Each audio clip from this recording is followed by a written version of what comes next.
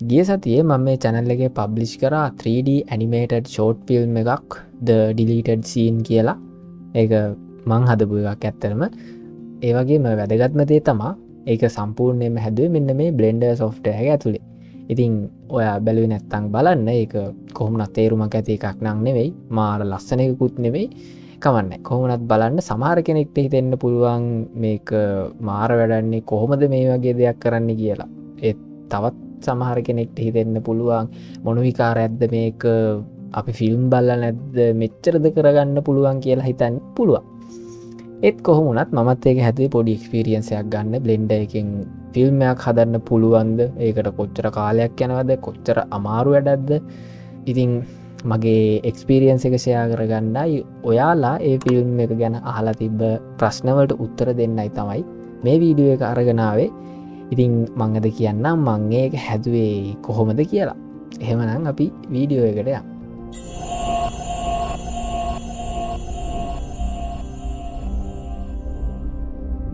හරි ඉතින් මුලින්ම කියන්න ඕනේ මම මේ ප්‍රොජෙක්ට් එක සම්පූර්ණයෙන්ම හැදුවේ Blender 4.4 version එක පාවිච්චි කරලා. ඒක විශේෂ හේතුවක් හින්දා නෙමෙයි. ඒ දවස්වල මම වැඩේ පටන් ගන්නකොට තිබ්බේ මෙන්න මේ 4.4 version එක. ඉතින් මේකෙන් ඔයාට ගන්න තියෙන දේ තමයි ඇත්තටම සාමාන්‍යයෙන් මේ වගේ දැවැන්ත ප්‍රොජෙක්ට් එකක් කරනවා නම් සීරියස් වැඩක් කරනවා නම් සාමාන්‍යයෙන් එදාට තියෙන version එක පාවිච්චි කරනවට වඩා ගොඩක් හොඳයි ඔයා LTS version එකක් පාවිච්චි කරනවා නම්. LTS කියන්නේ long term support කරන version එකක්. ඒ වගේ ගොඩක් වෙලාවට bugs අඩුයි. අවුරුදු 2-3ක් විතර bug fix කරලා සෑහෙන දුරට stable software එකක් විදිහට ඒක පාවිච්චි කරන්න පුළුවන්. ඉතින් මේ වගේ ස්පෙસિෆික් version එකක් ඔයාට ඕනේ නම් Blender website එකෙන්ම ඕන වෙලාවක download කරගන්න පුළුවන්. කොහොමවත් මම මේ වැඩේ නෑ නිකන් ජොලියට වගේ කරේ. ඒ හින්දා මට version එක කිසිම ගැටලුවක් වුණේ නැහැ. ඉතින් මේ සම්පූර්ණ ෆිල්ම් එකේ රන් ටයිම් එක ඔක්කොම කැලි බෑලි ටික එකතු වුණාට පස්සේ විනාඩි 7යි තප්පර 38ක් වගේ කාලයක් වෙනවා. හැබැයි ෆ්‍රේම්ස් වලින් ගත්තොත් මේකේ ඔක්කොම ෆ්‍රේම්ස් ගාන ෆ්‍රේම් 11790ක්. තප්පරයකට ෆ්‍රේම් 24ක් විදිහට තමයි ඇනිමේෂන් එක වැඩ කරන්නේ. ඒක තමයි සාමාන්‍යයෙන් ෆිල්ම් එක ස්ටෑන්ඩඩ් ෆ්‍රේම් රේට් එක. එතකොට මේ ප්‍රොජෙක්ට් එක සම්පූර්ණයෙන්ම ඉවර කරන්න මට ගිහින් තියෙන්නේ සති 3ක් වගේ පොඩි කාලයක්. එතනිනුත් දවස් 4-5ක් විතර රෙන්ඩරින් වලට ගියේ. ඉතින් සම්පූර්ණ ප්‍රොජෙක්ට් එකම රෙන්ඩර් කරේ Cycles render engine එකෙන්. එතකොට මගේ කම්පියුටර් එකේ එක ෆ්‍රේම් එකකට තප්පර 50ක විතර කාලයක් ගියා. ඉතින් තප්පර 50 ගානේ 11790ක් ගණන් හදලා බලන්න පැය කීයක් වෙනවද කියලා. හැබැයි මේ රෙන්ඩරින් වැඩේට ලොකු සපෝට් එකක් හම්බුණා මගේ මිත්‍ර SDS සංජය සහ රවින්ද්‍ර සංදීප කියන දෙන්නගෙන්. ඉතින් ප්‍රොජෙක්ට් එකෙන් භාගයක් විතර රෙන්ඩර් කරේ ඒ දෙන්න. එයාලගේ සපෝට් එකත් එක්ක මේ රෙන්ඩරින් වැඩේ මට සෑහෙන්න ඉක්මන් කරගන්න පුළුවන් වුණා. ඊළඟ වැදගත්ම කාරණය තමයි මේ ෆිල්ම් එක හදපු ප්‍රොසෙස් එක මොන වගේද කියන එක. හැබැයි ඇත්තටම මෙතෙන්දී නම් මගේ වැඩ වලින් ඔයාට ගන්න කිසිම දෙයක් නැහැ. මොකද ඔයා සාමාන්‍යයෙන් දන්නවා 3D ෆිල්ම් එකක් හදන ප්‍රොසෙස් එක මොන වගේද කියලා. ඒ ගැන අයිඩියා එකක් නැත්නම් අපි කලින් මේ ගැන වීඩියෝ එකක් කරලා තියෙනවා. ඒකත් චෙක් කරලා බලන්න. ඉතින් ඒ විදිහට ගත්තොත් නම් ඉස්සෙල්ලාම ස්ටෝරි එක හැදුනට පස්සේ ඒකට ස්ක්‍රිප්ට් එකක් ලියලා ස්ටෝරි බෝඩ් ඇඳලා මේ වගේ එකින් එකට සෑහෙන ප්ලෑනින් ප්‍රොසෙස් එකක් තියෙනවා. ඊට පස්සේ ප්‍රොඩක්ෂන් ලෙවල් එක සහ පෝස්ට් ප්‍රොඩක්ෂන් කියලා එකකුත් වෙනම වෙන් කරලා තියෙනවා මේ වැඩේ පිළිවෙලට කරගෙන යන්න. හැබැයි මම ඒ තියෙන එකක්වත් හරියට පිළිපැද්දෙන්නේ නැහැ. ඒ හින්දා මට ඒ ගැන කියන්න දෙයක් නැහැ. මේකේ ස්ටෝරි එක ගත්තොත් ඒකෙත් ඇත්තටම තේරුමක් නැහැ. බැලු බැලමටම ඔයාට පේන ඇති Blender software එක වගේම තැනක නිකන් එහෙ මෙහෙ ඇවිදගෙන යන ළමෙක් වගේ එකෙක්. ඉතින් ඒක මට ටික කාලෙක ඉඳන් තිබ්බ අදහසක්. මම ඒක සම්පූර්ණයෙන්ම හිතේ තියාගෙන තමයි මේක මුල ඉඳන් අගට යනකම් හැදුවේ. ඒ හින්දා මේකේ ඇත්තටම ගත්තොත් අඩුපාඩු ගොඩාක් තියෙනවා.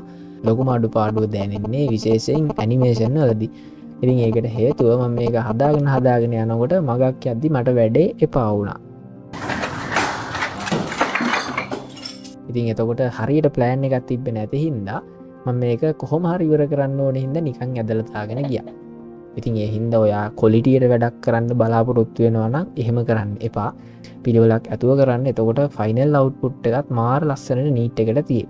මේ වගේ නැතුව. ඉතින් මේ ෆිල්ම් එකේ ප්‍රොඩක්ෂන් ලෙවල් එක ගැන කියනවා නම් ඉස්සෙල්ලාම කැරක්ටර් එක ගත්තොත් මම මේ කැරක්ටර් එක හැදුවේ මේ ෆිල්ම් එක වෙනුවෙන්මයි. ඉතින් ඒක ස්කල්පින් කරලා සාමාන්‍ය කැරක්ටර් එකක් ඩිසයින් කරන වර්ක් ෆ්ලෝ එකේ මම නිගමට කරගෙන ගියා. හැබැයි ඒකෙත් අඩුපාඩු ගොඩක් තියෙනවා. මට වැරදීමකින් මම මේකට සබ්ඩිවිෂන් මොඩිෆයර් එක දාලා ඒක ඇප්ලයි කරලා තිබ්බා. ඒ හින්දා සමහර තැන්වලදී මට ඒක සෑහෙන ප්‍රශ්නයක් වුණා ඇත්තටම. ඊළඟට මේ බෑග්ග්‍රවුන්ඩ් එක හැමතැනම ඔයා බැලුවොත් එකම බෑග්ග්‍රවුන්ඩ් එක තමයි තියෙන්නේ. ඉතින් සීන් 4-5ක් විදිහට හදලා තිබ්බට හැම ෆයිල් එකේම එකම බෑග්ග්‍රවුන්ඩ් එක එකම ඔබ්ජෙක්ට් එක තමයි තියෙන්නේ. ඊළඟට 3D ෆිල්ම් එක සෑහෙන වැදගත් කොටසක් තමයි ඇනිමේෂන් කියන්නේ. ඉතින් ඇනිමේෂන් ලස්සනට කරගන්න නම් අපේ කැරක්ටර්ස් ටික පිළිවෙල තියෙන්න ඕනේ. ඒ වගේම ඒකට හොඳ රිග් එකක් සෙටප් කරලා තියෙන්න ඕනේ. ඉතින් කැරක්ටර් එකක් ලස්සනට රිග් කරගන්න නම් ඔයාලට ඇත්තට මැනුවල් රිග් එකක් ගහන්න පුළුවන්. ෂේප් කීස් දාලා ෆේෂල් එක්ස්ප්‍රෙෂන් ඒව ලස්සනට හැදෙන විදිහට. හැබැයි කොහොමවත් මට එච්චර දේවල් කරන්න උවමනාවක් තිබ්බේ නෑ. ඒ හින්දා මම ලේසිම ඔප්ෂන් එක විදිහට රිගිෆයි ඇඩ්-ඔන් එක පාවිච්චි කරා. ඉතින් ඔයා මැනුවල් රිග් එකක් සෙටප් කරන්න නැත්නම් හොඳම ඔප්ෂන් එක ඇඩ්-ඔන් එකක් පාවිච්චි කරන එක. හැබැයි ඒකටත් රිගිෆයි එකට වඩා හොඳ ඇඩ්-ඔන් ඕනේ තරම් තියෙනවා. කොහොමුණත් ඒකත් මට උවමනාවක් තිබ්බේ නෑ. ඔයාට ඕනනම් පේඩ් ඇඩ්-ඔන් තියෙනවා. ඒ වගේම ෆ්‍රී ඇඩ්-ඔන් එහෙමත් ඕනේ තරම් තියෙනවා. ඉතින් ඊට පස්සේ ඇනිමේෂන් වලට ගියාම මට ආපු ලොකුම ප්‍රශ්නයක් තමයි මේකගේ අතපය නමනකොට අතපය සමහර කොටස් ඇඳුමෙන් එළියට පනින එක. ඇත්තට මේකෙදි මම බලාපොරොත්තු වුණා ඇඳුම් වලට ක්ලෝත් සිමියුලේෂන් දාලා ඇඳුම් ටික ඩයිනමික් කරන්න, කැරක්ටර් එක ඇවිදිනකොට ඇඳුම් හෙල්ලෙන විදිහට හදාගන්න. හැබැයි අන්තිමට බලද්දි එහෙම කරන්න තරම් පිළිවෙලට මම මේ කැරක්ටර් එක හදලා තිබ්බේ නැහැ.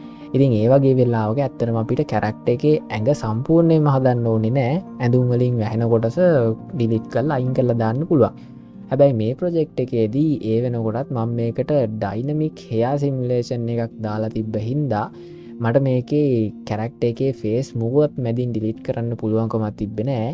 ඒ හින්දා මම මේකට පොඩි හොර වැඩක් කරා. මැදින් ෂේප් කී එකක් දාලා මම මේක ඇතුළට අකුලා තියෙන්නේ. ඉතින් මේ ප්‍රශ්නේ විසඳගන්න විදිහක් තිබ්බෙම නැති හින්දා මම ඔන්න ඔය වගේ පොඩි හොර වැඩක් කරා. ඉතින් එහෙම කරන්න උනේ මගේ අතින් වෙච්ච පොඩි වැරද්දක ප්‍රතිඵලයක් විදිහට. අවාසනාවට. ඉතින් කොහොම හරි ওই ප්‍රශ්න ටික විසඳගත්තට පස්සේ මම නිකන් මැනුවල් කී ෆ්‍රේම් දාලා ඔක්කොම ටික ඇනිමේට් කරා.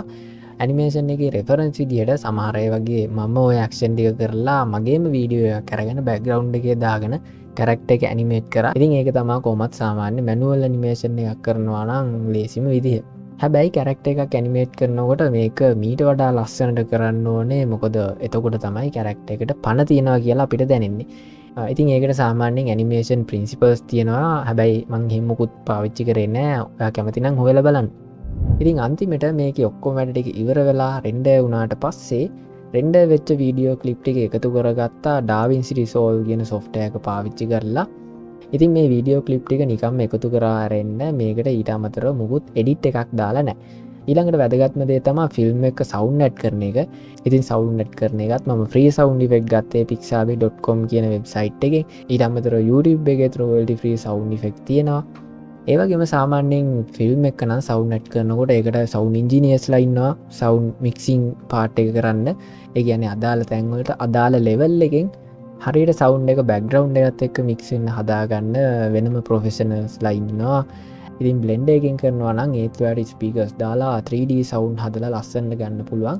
හැබැයි මේකෙදිත් මම එච්චර දුරදිග ගියේ නෑ. නිකම්ම වීඩියෝ එඩිටර් එක පාවිච්චි කරලා බෑග්ග්‍රවුන්ඩ් එකට උඩින් සවුන්ඩ් ටික දැම්ම එක තමයි කරේ. ඉතින් මම මේ හැම දෙයක්ම ඔයාට කරන්න කියනවා නෙමෙයි. ඔයා මීට වඩා මේක හොඳට කරන්න ඕනේ හින්දා මේ විදිහට කරන්න එපා කියලා තමයි මම මේ කියන්නේ. ඉතින් ඔන්න ඔය විදිහට තමයි මම මේ සම්පූර්ණ ෂෝට් ෆිල්ම් එක තනියම හැදුවේ සති 3ක් වගේ කාලයක් යද්දි. හැබැයි කොහොමුණත් මං කිව්වා වගේ මේකේ අඩුපාඩු ගොඩක් තියෙනවා. ඔයාටත් අඩුපාඩු ඕනේ තරම් පේනවා ඇති. ඉතින් කොහොමුණත් ඔයාටත් තනියම ෆිල්ම් එකක් හදන්න පුළුවන් බ්ලෙන්ඩර් software එක පාවිච්චි කරලා මීට වඩා හොඳ එකක් හදන්න පුළුවන්. අනිවාර්යෙන් try කරලා බලන්න.